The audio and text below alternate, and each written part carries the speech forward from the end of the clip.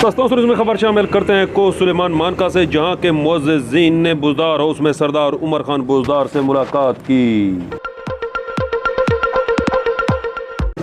सरदार उमर खान बुज़दार से मुलाकात करने वाले मुअज़्ज़िज़ीन में दारा सुबानी, हाजी उस्मान लदवानी और दीगर शामिल हैं।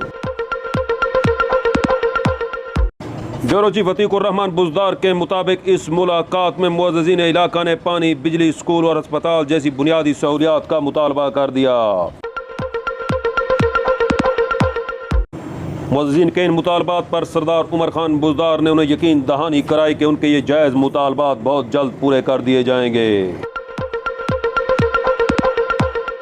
अहम खबर से आपको आगाह कर रहे हैं तहसील को सुलेमान के इलाके मानका से, जहां के मुअज़्ज़िज़ीन ने सरदार उमर खान बुज़दार से मुलाकात में बुनियादी सहूलियात की फराहमी का मुतालबा कर दिया। अतीकुर रहमान बुज़दार के साथ सुहेल शहजाद, मानका, तहसील को सुलेमान।